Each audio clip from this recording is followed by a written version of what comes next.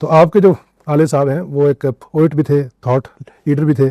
उनके अंदर कुछ ना कुछ यानी कि जो एक सिस्टम है उससे बगावत की भी कुछ ना कुछ उनमें वो थी, कुछ पूरी तरीके से थी। पूरी थी।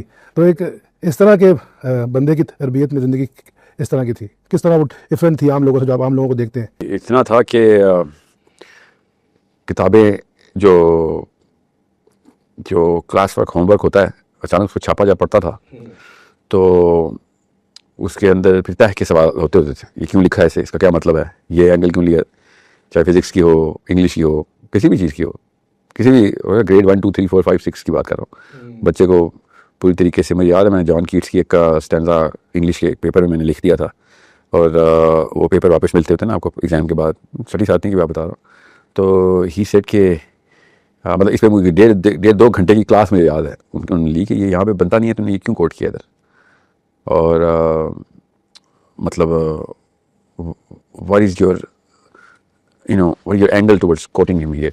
फिर 3-4 गज़लें मैंने अपनी भी, सोनेट्स अपने भी लिखे हुए थे, तो क्या करता, ज़रूरी था। Good job. पेपर में या वी कुड नेचुरली प्रोड्यूस, ये जेनेटिक था, ये जेनेटिक्स है। ये मेरे हम तीनों भाई अपनी शायरी पेपर के बीच में खुद ही करते थे हर जगह। तो ही सेट, वो गलत थी ना, ज़ाहिर है बच्चे ने क्या सही, तो मुझे याद है ना उस वक्त उन्होंने कहा दोबारा ना ये हरकत करी, don't ever do that again, you can not write properly और correctly then don't ever write. ये गुनाह है कि अपनी मतलब एक गलत औज़ान के ऊपर आप काम करें, वो भी इस पेडेस्टल पे पर्चा दे रहे हैं आप, मतलब if you can't do it, just don't do it unless you can do it as well as the master of the world। जो भी इसका आर्ट का सबसे मास्टर उस लेवल पे काम नहीं कर सकते तो मत करना।